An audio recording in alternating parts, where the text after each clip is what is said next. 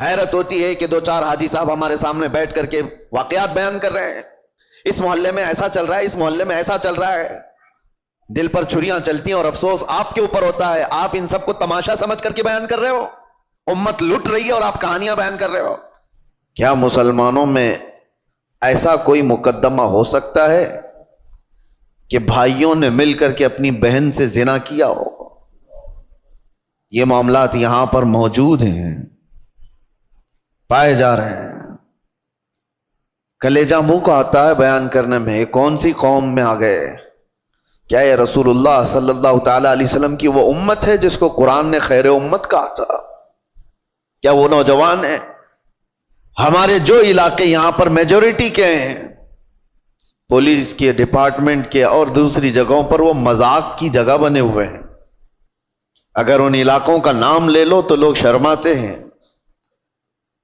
میرے عزیزو، یہ کس کی ذمہ داری تھی ان بے حیائیوں سے روکنے کی، ان فواحشات سے اپنے نوجوانوں کو روکنے کی؟ حیرت ہوتی ہے کہ دو چار حاجی صاحب ہمارے سامنے بیٹھ کر کے واقعات بیان کر رہے ہیں، اس محلے میں ایسا چل رہا ہے، اس محلے میں ایسا چل رہا ہے، دل پر چھریاں چلتی ہیں اور افسوس آپ کے اوپر ہوتا ہے، آپ ان سب کو تماشا سمجھ کر کے بیان کر رہے ہو، امت لٹ رہی ہے اور آپ کہانیاں بیان کر رہے ہو۔ تمہارے گھر سے تمہاری بیٹی اور تمہارے بیٹے کے ساتھ یہ تمام حرکتیں ہوتی ہوں تو کیا محلے میں اسی طرح چرچے کرتے ہوئے بیان کرو گے؟ ذمہ داری کس کی تھی یہ؟ اور میں اکثر یہاں پر کہا کرتا تھا جب یہاں موجود تھا کہ یہ بہت بڑی نعمت ہے ہمارے ان علاقوں میں کہ آج بھی ہماری مسجدوں میں یہ جماعت کا جو سسٹم ہے، متولی ہونا، اراکین ہونا جماعت کا، ان کا جو ہولڈ ہے وہ دوسرے علاقوں میں آپ کو نہیں ملے گا۔ آپ جاؤ شمال ہند میں، دوسرے علاقوں میں، کوئی ایسی مضبوطی نہیں نظر آتی ہے کہ مسجد کی کوئی کمیٹی پورے محلے کو سنبھال سکتی ہو، ان کے مسائل کا حل کرتی ہو۔ یہ سب سسٹم دوسری جگہ نہیں ہے، یہ تمہارے پاس موجود ہے، لیکن یہ جماعتوں کے اراکین جو بھی مسجدوں کے بن گئے، انہوں نے اپنی ذمہ داریاں فراموش کر دی۔ اب ان کو لگتا ہے کہ صرف اور صرف کمیٹی بنانا ہے، مسجد دیکھنا ہے، محلے سے ان کی بھی نظریں ختم ہو گئی۔ ہم دیکھ رہے ہیں کئی محلے ایسے ہیں جن میں نوجوان، پہلے کیا کسی کی ہمت ہوتی تھی کہ جماعت والوں کے سامنے کوئی بچے آ کر کے ایسی حرکتیں کریں یا ان کے سامنے بے حیائی کریں؟ ہوتا یہ تھا، ڈر تھا محلے والوں کو کہ ہمارے نکاح منگنی ولیمے بھی ہونے ہیں، کبھی جماعت سے بائیکاٹ نہ ہو جائے۔ ڈر لگتا تھا لوگوں کو محلوں میں کہ کسی کے گھر پر نظر نہ ڈالی جائے ورنہ جماعت میں فیصلہ چلا جائے گا تو بے عزتی ہو جائے گی۔ اور آج یہ پوزیشن آ گئی کہ جماعت کو کوئی گنتا نہیں۔ تم اگر اپنا وقار کھوتے چلے جاؤ گے تو میرے عزیزو آنے والی نسلوں کے لیے بہت بڑا خطرہ ہے، بہت بڑا چیلنج ہے۔ میں دیکھ رہا ہوں ان چھوٹے بچوں کو، اب میں ہر ایک کا نام لے کر کے ذکر کروں تو ظاہر سی بات ہے دنیا بھر میں باتیں وائرل ہوتی ہیں، لیکن سمجھنے والے سمجھ سکتے ہیں۔ اسکول کے چوتھی کلاس کے بچے کو، چوتھی کلاس کا بچہ مشکل سے میرے خیال سے 9 سال کی عمر کا ہوتا ہوگا، اس کے دادا میرے پاس لے کر کے آئے اور کہتے ہیں کہ یہ نشہ کرتا ہے۔ میں کہا کون سا نشہ کرتا ہے یہ؟ کون سا نشہ؟ نشہ تو لوگ بیڑی سگریٹ گٹکا کو بھی سمجھ جاتے ہیں، بولتے ہیں، بہت سارے لوگوں کو ایسا لگتا ہے، اس کو بھی نشہ سمجھتے ہیں، اور بڑے جو پرانے ہوتے تھے اس سے بھی بچتے تھے۔ تو ان کے دادا نے، بچے کا جو دادا ہے، پوتے کو جو لے کر کے آیا، کان پکڑ کر کے کہتا ہے کہ حضرت مجھے تو پتہ نہیں یہ کون سی چیز ہے، لیکن سنا ہے کہ یہ چرس ہے، گانجا ہے، افیون ہے، یہ تمام چیزیں۔ حیرت ہوئی، 9 سال کا بچہ، سے پوچھا کہاں سے تمہارے پاس یہ سب چیزیں آئیں؟ کہا اسکول میں تو مل جاتی ہیں، باہر سے کوئی بھیا آتے ہیں اور دے بھی دیتے ہیں۔ میرے عزیزو ذمہ داری کا احساس کرو، یہ وہ بچے ہیں جو امت کا مستقبل ہیں۔ درد ہوتا ہے ان نوجوانوں کو دیکھ کر کے میرے مصطفیٰ کریم صلی اللہ تعالی علیہ وسلم کی یہ بھولی امت، جس کے لیے میرے آقا رات بھر کھڑے ہو کر کے رویا کرتے تھے، آج وہ امت کا یہ حال ہے کہ اپنے نبی رحمت صلی اللہ تعالی علیہ وسلم کی تعلیمات کو پیٹ پیچھے ڈال چکی۔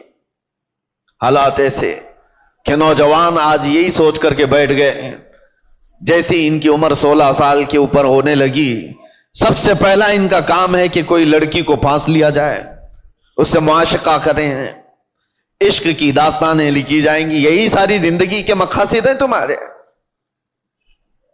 16 سال تو میں بہت دور کی بات کر رہا ہوں, اب تو اسکول کے چھوٹے سے بچے یہ تمام فنڈے حل کر کے بتا دیتے ہیں. فیس بک, انسٹا, یہ تمام چیزیں چھوٹے چھوٹے بچوں کے ہاتھوں میں موجود ہے, اور وہ پرانے زمانے کے بوڑھوں سے زیادہ جانتے ہیں. بے حیائیوں کا دور آ گیا. اب مجھے وہ حدیث یاد آتی ہے, ابھی جسٹ مسجد میں آتے ہوئے قبرستان کے پاس سے گزر رہا تھا, دماغ میں یہ ساری باتیں گھوم رہی تھی جب کسی نے آ کر کے مجھ سے یہ کہا کہ یہاں وہ معاملہ بھی ہے کہ بھائیوں نے بہن کے ساتھ زنا کیا ہے. قبرستان دیکھتے ہوئے مجھے میرے مصطفیٰ کی وہ بات یاد آئی.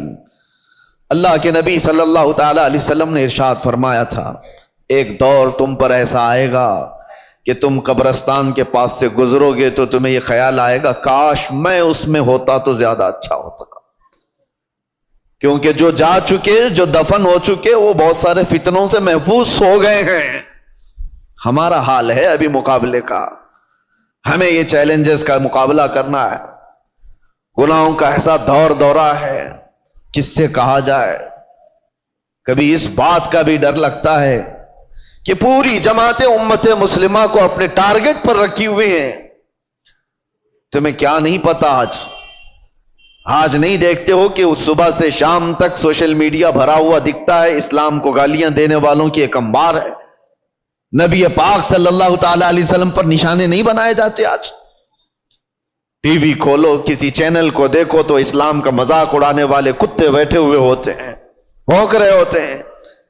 قرآن کی آیتوں پر ڈسکشن چل رہا ہے, اذان کو لے کر مسائل اٹھائے جا رہے ہیں, کلمے پر بات آ گئی, تمہیں سب پتہ ہے.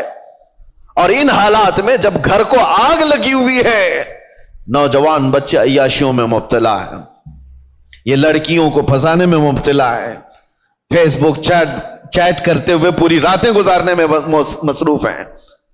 اور ان حالات کا کون ذمہ دار ہے؟ میرے عزیزوں, صرف ہماری تقریریں نہیں, امت کا اپنا اپنا حصہ اسے ادا کرنا ہوگا. جو جس چیز کا ذمہ دار ہے وہ ذمہ داری نہیں ادا کرے گا تو قیامت کے دن سوال ہوگا. کلکم راعٍ وکلکم مسئول عن رعیتہ. میرے آقا نے فرمایا تم میں سے ہر ایک نگہبان ہے اپنے نیچے والوں کا. قیامت کے دن تم سے سوال ہوگا تمہارے نیچے والے بگڑے کیوں تھے, تم سے جو ماتحت تھے وہ بگڑے کیوں تھے. باپ سے اس کے اولاد کے بارے میں پوچھا جائے گا, استاد سے اس کے شاگردوں کے بارے میں پوچھا جائے گا, محلے کے بڑے ذمہ دار سے اس کے محلے والوں کے بارے میں پوچھا جائے گا تمہارے آس پاس رہنے والے بگڑے کیوں تھے. یہاں ذمہ داری کا احساس کرو. اب تو یہ بھی ڈر لگنے لگا, پہلے کا وہ سنہرا ماحول تھا, ہم کسی محلے سے گزرتے تھے تو اصلاح کرنے والوں کی ایک بڑی جماعت نظر آتی تھی, نماز جانے والوں کی ایک بڑی جماعت نظر آتی تھی. ٹوپیوں والے, نئے نئے نوجوان داڑھیوں والے بھی نظر آتے تھے. آج خال خال ہے. ہو سکتا ہے میری یہ باتیں کچھ کو لوگوں کو بری لگ رہی ہوں گی. تبلیغ کرنے والے بہت سارے مبلغین بھی بنتے تھے, اپنوں میں سے ہی تو بنتے تھے مبلغین, وہ کہاں چلے گئے؟ انہوں نے بھی اپنا سیف زون بنا لیا کہ ہم اپنے حلقے میں رہیں گے, باقی دنیا جائے بھاڑ میں, مر رہی ہے قوم تو جائے, اس کو کون دیکھے. وہ اصلاح کا شعبہ بھی چھوڑ دیا گیا ہے.